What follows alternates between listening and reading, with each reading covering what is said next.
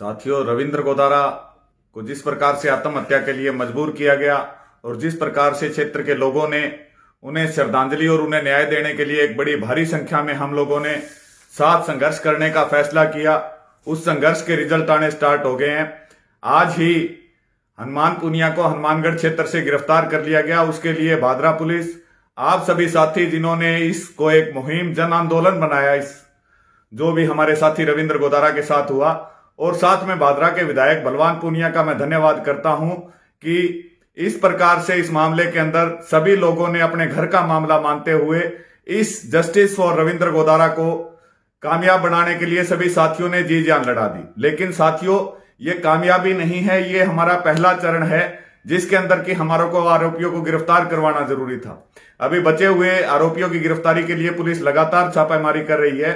तो साथियों, हमें इस केस को, जैसा कि हमने फैसला नाथुश्री चोपटा की महापंचायत में किया था कि इस केस को अंजाम तक पहुंचाना है।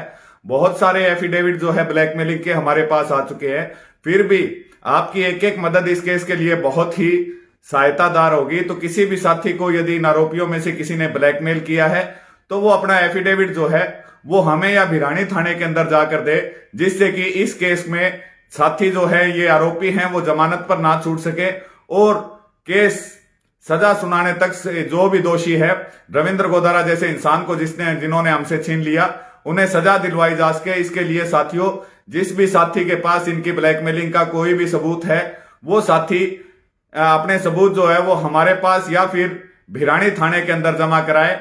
सभी साथियों का बहुत बहुत धन्यवाद जिन्होंने इस मुहिम के अंदर, चाहे वो चोपटा महापंचायत हो, चाहे वो उनका पता बताने के लिए कुछ गुप्त साथियों द्वारा इंफॉर्मेशन दी गई जिसके आधार पर ये गिरफ्तार किए गए, उसके लिए मैं सभी साथियों का बहुत बहुत धन्यवाद करना चाहूंगा। साथ में साथियों, ये हादसा हमें एक बहुत बड़ी शिक्षा देकर जाता है। चाहे हमारे साथ कुछ भी हुआ हो, हमारा निजता का जो अधिकार है, निजता का मतलब हमारी मर्जी के बिना कोई भी व्यक्ति हमारे घर के अंदर, हमारे व्यापारिक प्रतिष्ठान के अंदर, हमारे स्कूल के अंदर, हमारे दुकान के अंदर प्रवेश नहीं कर सकता। वो चाहे अपने आप को कितना ही बड़ा पत्रकार बताए या कुछ बताए, निजता का अधिकार भारत सरकार ने दिया हुआ है। तो आप चाहे कुछ भी करें, यदि कोई व्यक्ति इस प्रकार से आपको ब्लैकमेल करने की कोशिश करता है, क्योंकि यदि आप एक बार ब्लैकमेल का शिकार हो गए तो ये लगातार आप लोगों को ब्लैकमेल करेंगे और छोड़ेंगे नहीं। तो इसके लिए कोई भी साथी यदि इस प्रकार इन लोगों के द्वारा, नकली यूट्यूबरों के द्वारा, जिनका ब्लैकमेलिंग मुख्य धंधा है, बहुत सारे अच्छे यूट्यूबर भी हैं लेकिन जो ब्लैकमेलिंग का धंधा कर रहे हैं, इनके खिलाफ हमारी ये मुहिम चलती रहेगी। इसमें कोई भी साथी यदि इनका अब भी शिकार हो रहा है या पुराने समय में बहुत ज्यादा शिकार हुआ है और मानसिक त्रासदी जो साथी झेल रहा है, वो भी रविंद्र गोदारा की तरह कदम उठा सकता है, तो वो ऐसा कोई कदम ना उठाए, वो हमारे से संपर्क करे ताकि दोषियों के ऊपर हम कार्रवाई कर सके। तो किसी भी साथी के पास यदि इस मामले को लेकर या और कोई यूट्यूबर है जो उन्हें ब्लैकमेल कर रहा है, वो हमारे से संपर्क करे। हम पुलिस के अंदर मुकदमा दर्ज कराकर सभी साथियों को इंसाफ दिलाने की कोशिश करेंगे। पत्रकारिता के क्षेत्र में वही लोग काम करें जिनके जन सेवा की भावना है और जो अच्छे तरीके से पत्रकारिता या यूट्यूबिंग या फिर इलेक्ट्रॉनिक मीडिया में काम करना चाहते हैं। कोई साथी इस क्षेत्र को यदि ये सोचता है कि वो ब्लैकमेलिंग करके और लोगों से पैसा ऐंठने का काम करेगा, क्योंकि हम एक बहुत बड़ा हीरा हमारे क्षेत्र से खो चुके हैं, ऐसा किसी और के साथ घटना ना हो, इसलिए हमें अपने दोनों आंख और दोनों कान खुले रखने पड़ेंगे।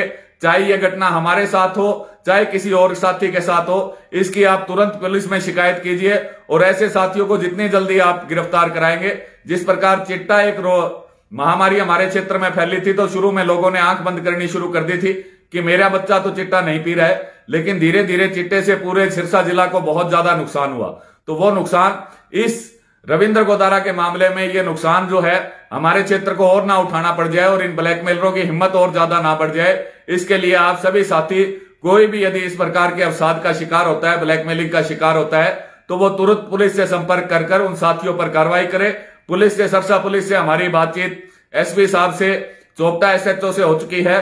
कोई भी साथी आपको ब्लैकमेल करता है तो तुरंत आप उस साथी की शिकायत जो है वो पुलिस में करें, पुलिस आपका बहुत बहुत सहयोग करेगी। तो सभी साथी लगातार जस्टिस फॉर रविंद्र गोदारा में अपना सहयोग देते रहेंगे ताकि हम रविंद्र गोदारा के हत्यारों को सजा तक पहुंचा सके। कुछ साथी कहते रहते हैं कि कानून को अपने काम करने दीजिए, तो उन साथियों को बताना चाहूंगा कि कानून और सरकार अगर काम करते तो ना तो जन आंदोलनों की जरूरत होती, ना हमें लोगों की भीड़ इकट्ठी करने की जरूरत होती। बिल्कुल कानून ने अपना काम बढ़िया तरीके से किया है, लेकिन जन दबाव, लोकतंत्र के अंदर लोगों की संख्या बहुत महत्वपूर्ण है। तो जो जन दबाव आपने चोपटा महापंचायत में बनाया, जिस प्रकार भारी भीड़ रविंद्र गोदारा जी को न्याय देने के लिए उमड़ी, वो निश्चित तौर पर इस केस के अंदर एक बहुत बड़ी सफलता हासिल करने का हमारा एक राज रहा।